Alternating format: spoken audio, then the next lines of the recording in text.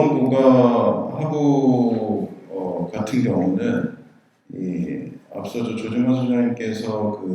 보여주신 고가 하부에 되게 여러 가지 타입들이 있는데 그 고가 하부를 뭔가 정유할 수 있는 어떤 고가 하부 영역이 있는가 하면 고가 하부 자체가 그 고가도로를 따라서 쭉 같이 그라운드 레벨에서 이제 도로가 조성이 되어 있는, 그러니까 옛날 이제 청계고가 같은 형태의 그런 상황에 있었습니다. 그 노원역이 지금 상부에 이렇게 지나가고 있고 그 노원역의 그 플랫폼을 떠받치고 있는 기둥들이 굉장히 긴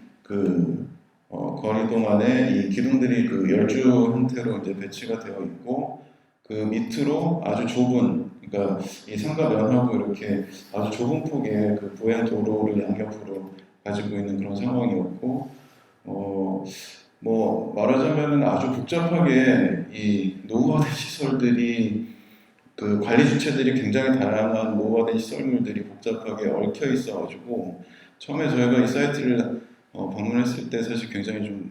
당혹스러웠고, 이 고가 하부, 그러니까 저희가 생각하던 옥수고가 하부나 지금 천장환 교수님 그리고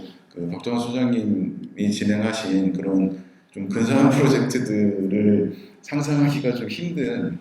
그런 상황이었던 것 같습니다. 고민을 많이 했었던 부분들이 있습니다. 뚝섬역에서 성수역, 건대 입구역에 이르는 이제 고가 같은 경우도 이 지하철 오버플라이하는 이 지하철 하부에 이 지하철 노선을 받치는 이 교각들 아래 공간으로 조성이 되어 있고, 그러다 보니까 이제 이 옆에 있는 보행도로들이 굉장히 협소한 상황입니다. 그래서 화창한 여름날에도 이 주변보다 확실하게 낮은 조도를 유지를 하고 있었고, 주변 건물들 자체가 또 높기 때문에 자연광 유입이 어려운 상태였고, 그리고 이제 이 교각이 가지고 있는 어둡고 삭막한 분위기, 그런 것들이 좀 있었고요. 고가 하부뿐만 아니라 주변 공간 또한 굉장히 어두운 그런 상황이었습니다. 그리고 어떤 부분들은 이렇게 지하철 위로 올라가는 엘리베이터하고 그 다음에 그린 생활시설들하고 이 사이에 이런 좁은 공간들만 남겨져 있기도 하고, 엘리베이터를 타고 이렇게 내려오면 뭔가 이 어디로 가야 될지 모르겠는 이 카오스적인 이런 상황들, 그리고 건널목 같은 경우도 굉장히 힘든 상황이었고, 그리고 이 밑에 이제 지하철역을 이용하시는 분들이 자전거를 굉장히 또 많이 쓰시는데 이 자전거 거치대도 굉장히 무질서한 상태로 그렇게 있었습니다. 그래서 고가 하부에 어떤 프로그램을 넣을 수 있는 상황도 아니고 정리만 하자. 재료하고 그다음에 이런 무질서한 어떤 건축적인 요소들을 정리만 해주자라고 하는 목표를 가지고 진행을 좀 했고, 그리고 이 전체 저희가 설계를 했던 구간을 이렇게 보면은 그 구간 안에 이제 이 고가 하부에 이 도로를 수직으로 만나는 이 문화의 거리가 이 주요 노드로 되어 있었고, 그 노드의 바로 옆에 이제 횡단보도가 이 두 개소가 있습니다. 그래서 횡단보도, 그 다음에 이 큰 도로를 만나는 요 노드, 그리고 지하철에서 이렇게 내려오는 엘리베이터하고 램프, 계단들이 설치되어 있는 요 내부가, 이런 것들이 이제 노원 주어진 저희 사업 영역 안에서 중요하게 이제 다루어져야 될 거점인데, 아까 사진으로 보신 것처럼 이게 어디가 어딘지 도대체가 좀 알 수 없는 그런 상황이었고, 그래서 이 고가 하부에 저희가 제안을 좀 하고 싶었던 내용은 이런 노드들을 중심으로 해가지고 이 고가 하부의 무질서한 상황 속에서 어떤 질서들을 좀 찾아주자. 그러니까 재료를 정리하고 공공 영역이라고 만들어져 있는 영역들의 섬세하고 이렇게 잘 만들어진 어떤 좋은 디테일의 외부 환경, 이런 것들을 한번 여기서 시도를 해보자라고 하는 생각들을 했습니다. 그래서 횡단보도 상부에는 조명을 설치를 한다든지 하는 방식으로, 그리고 이 교각과 교각 사이 공간에 이 버스 정류장에서 기다리는 그 벤치, 그 다음에 버스 정류장 벤치, 그 다음에 자전거 거치대, 그리고 그 가판대, 그리고 그냥 마주보고 있는 요 두 영역이 이렇게 시스템될 수 있는 어떤 그 제공되는 차양, 뭐 이런 정도의 타입으로 그 웹 공간에 질서를 좀 부여해 줄 수 있는 요소들을 타입별로 정리를 했고, 이제 이런 것들을 사업부지 영역 안에다가 2028개소를 설치를 하면서 이런 타입들에 의해서 이제 내가 어떤 지점에 와 있다, 여기 횡단보도가 있을 것이다, 혹은 버스 정류장이 있을 것이다, 뭐 이런 이 외부 공간의 어떤 질서 같은 것들을 사람들이 가늠할 수 있는 그런 방식으로 제안을 좀 했습니다. 그래서 워낙에 재료 자체가 바닥재료도 마찬가지고, 이 교각을 구성하고 있는 재료들도 드레인 배관이랄지, 그 다음에 이 위로 올라가는 전기 설비에 필요한 조명, 그 다음에 수많은 알람 장치, 이런 설비들이 벽에 붙어 있습니다. 그래서 그런 설비들을 좀 감춰서 이 벽체를 마감할 수 있는 어떤 그 기둥 마감의 프로토타입을 제안을 하면서, 동시에 이 기둥하고 기둥 사이에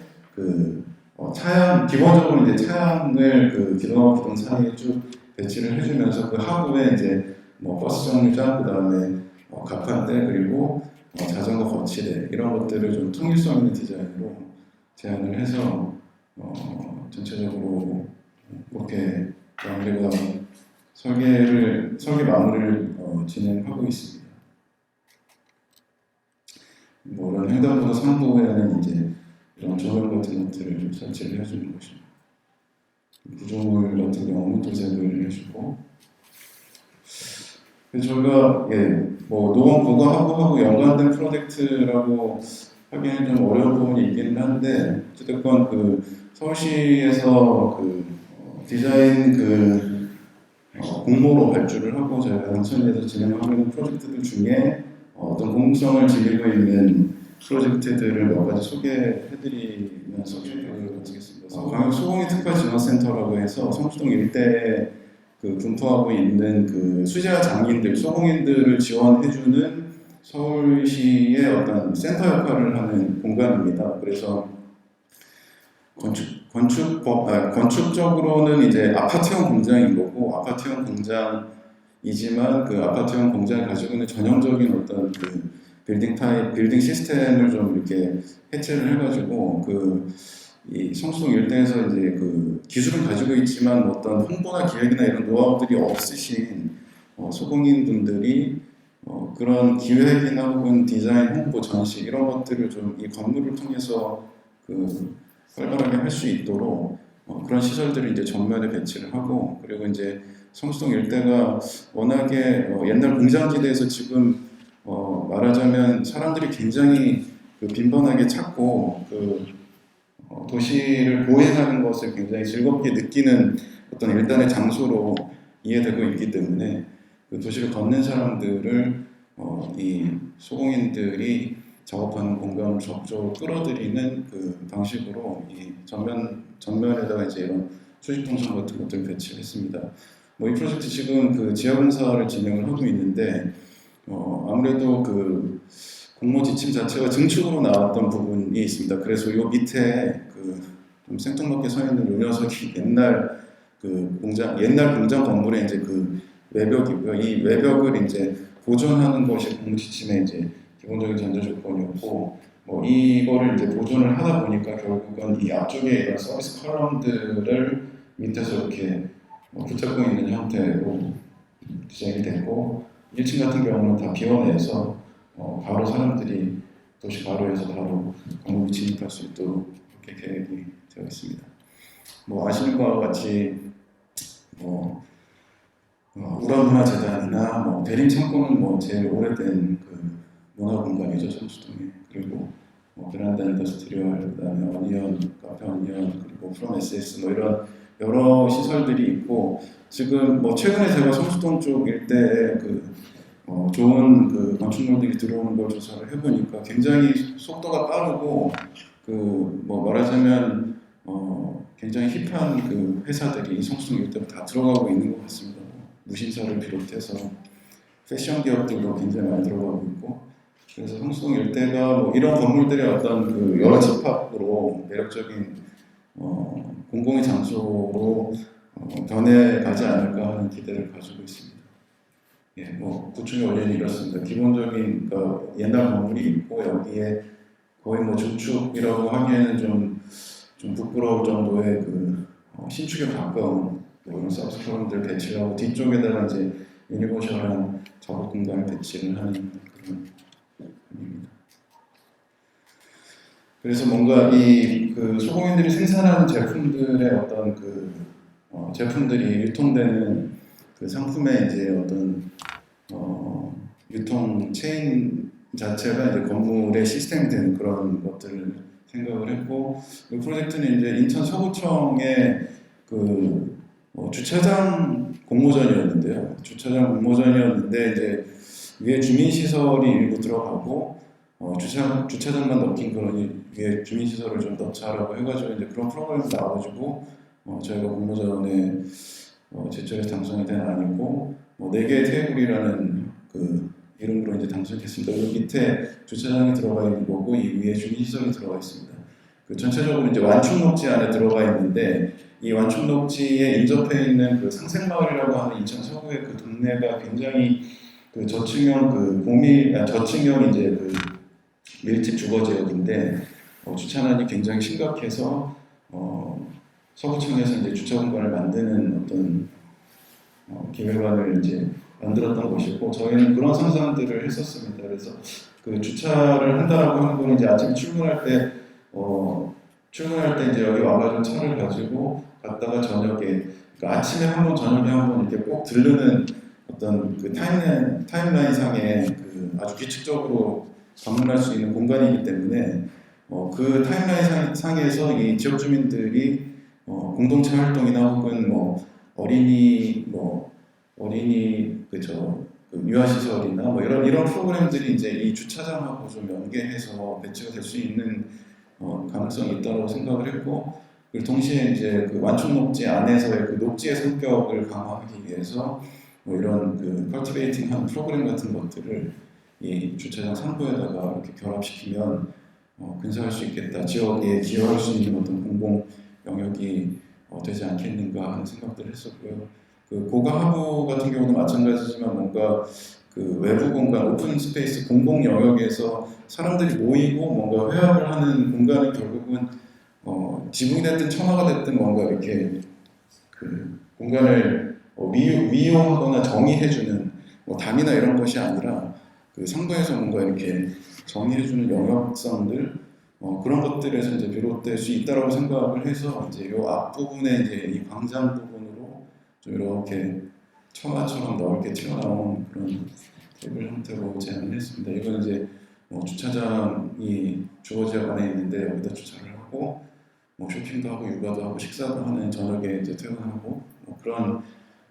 지역 주민들의 타임라인 속에서 이제 이 건물이 활기를 얻을 수 있겠다는 생각들을 해본 것이고요. 지금 이것도 이제 공사를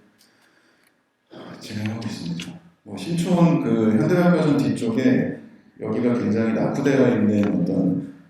공원이었고 슬럼화되어 있는 공원이었는데, 마침 이제 그 서대문구에서 도시재생 차원에서 이제 거점 그 시설로 이 청천문화공원을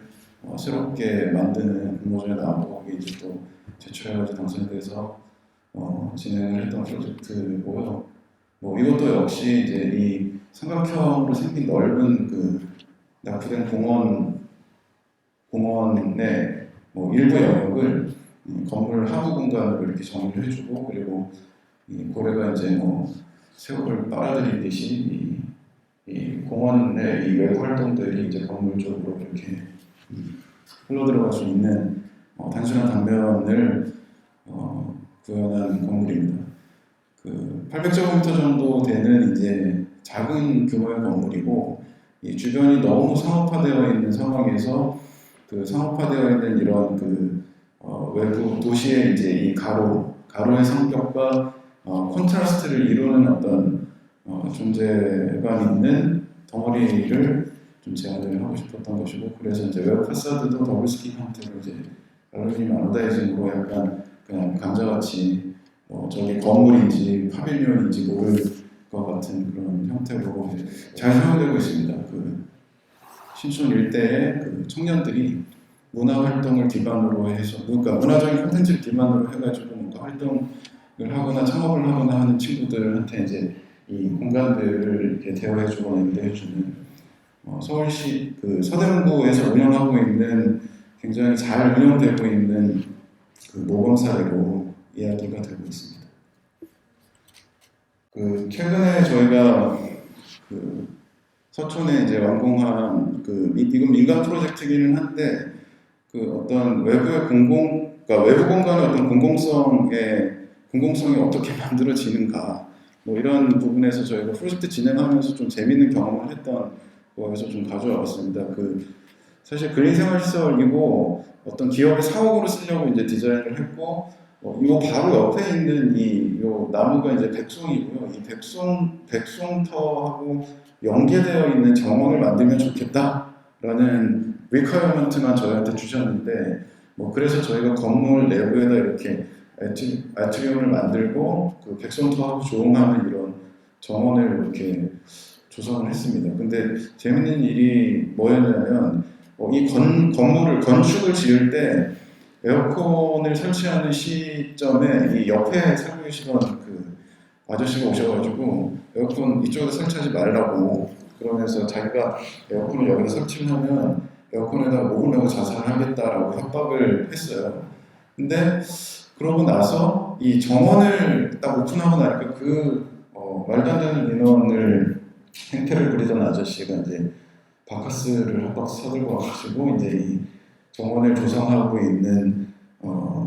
작업자들한테 바카스를 주면서 너무 고맙다 뭐 이런 이야기를 했다라고 하는 현장 에피소드가 있었습니다. 그러니까 이게 사실은 그 프라이빗한 영역 안에, 그러니까 프라이빗한 그 사유지 안에 조성되어 있는 정원, 그러니까 공원의 성격하고 다르게 정원은 사실 프라이빗한 영역인데 프라이빗한 것을 약간 공공성이 띠는 어떤 형태로 사람들이 이용을 하고 있고 그거는 단순하게 그냥 어떤 울타리를 치지 않고 정원을 만들어 놓은 것, 그리고 기존의 동네에서 말하자면 어느 정도 그 랜드마크적인 성격을 가지고 있었던 백송이라고 하는 이런 작은 외부 공간에 대응하는 정원을 하나 제공했을 때 이 정원이 프라이빗한 가든이 아니라 그 퍼블릭한 어떤 영역으로 사용되는 모습들을 보면서 그 건축을 할 때는 이제 계속 민원을 제기를 하는데 뭔가 조경이나 그 식물 같은 게 들어오면 사람들이 굉장히 행복감을 느끼는구나 하는 생각들을 하게 됐고 이런 것들이 도시 안에 작지만 여러 군데 만들어지게 되면 외부 공간의 어떤 성격이라고 하는 게 훨씬 더 사람들로 하여금 좋은 그런 기분을 느끼게 하는 그런 계기가 될 수 있지 않을까 하는 생각이었고, 옥스고가 함버그 같은 경우도 조경이 아까 굉장히 여러 가지 스터디들을 진행하셨는데 그게 잘 실현이 됐다 그러면 어땠을까 하는 그런 상상들을 해보게 됩니다. 예. 일단 여기까지 발표 마치도록 하겠습니다.